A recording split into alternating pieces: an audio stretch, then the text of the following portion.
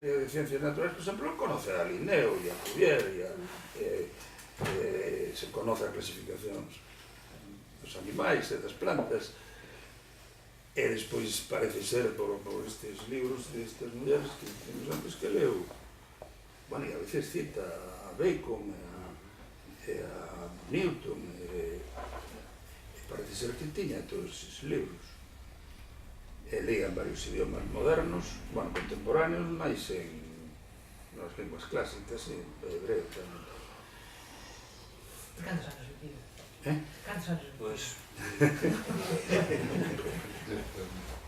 Este libro escribiu no campo do viviu.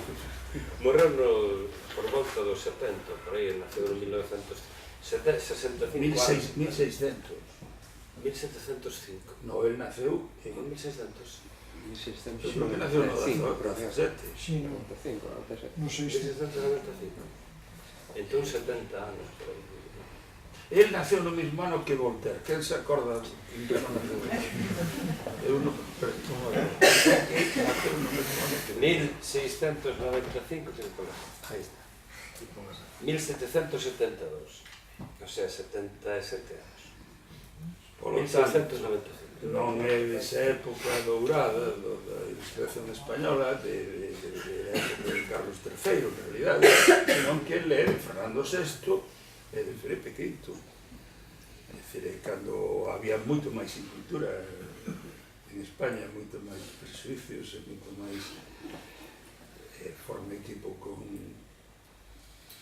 Vamos, forman parte do equipo real para crear a cultura, el seguindo o seu padre maestro Feixóo. Están protegidos polo Estado. Esta é unha parvada, pois é unha parvada porque o dixo Feixóo. Sabía todo, estaba ali. E debía ter moitos amanuenses que escribían, porque hai manuscritos del por moitas Porque bibliotecas. hai, tiveches un libro que é de un Bouza Álvarez, que se chama Corre el manuscrito. Sí. Moi interesante, porque se copiaba muitísimo a man en todo o azoito. Temos unha idea do azoito en que todo vai a imprenta. Claro que iban a imprenta as cousas, pero moitísimas non iban a imprenta. Entón copiábanse e pasaban uns aos outros. Pois a nobreza ilustrada, o caso que te citaches do que Medina Sidonia. Ahora coido que eses documentos están na Academia ou están en Galicia. Hai aquí no arquivo diocesano de Tui hai manuscritos de Sarmiento pudríndose aínda. Nós tiñamos un que lle regalei a Mariño e estaba asinado por Sarmiento. Parece ser que sí, que era a firma auténtica. O que pasa que a escritura pois debía ser de algún amanuense que lle escribía, que lle copiaba.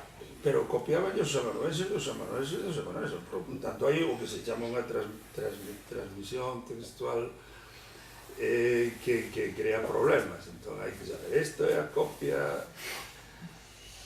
isto é unha copia, pero no caso do coloquio, tamén o dixo antes Xorxo, parece que todo nos indica que a fonte limpa é o que publicou o Consello da Cultura Galega, que publicou Monteagudo, que é a letra dele. Ten moi poucas variantes respecto ao de Mariño Paz, e nela aparecen tamén a vacilación ao principio do texto con LH, incluso un caso ou dous de NH, antes de decidirse sobre L e L. E a obra deste autor é vastísima, Ti falabas de que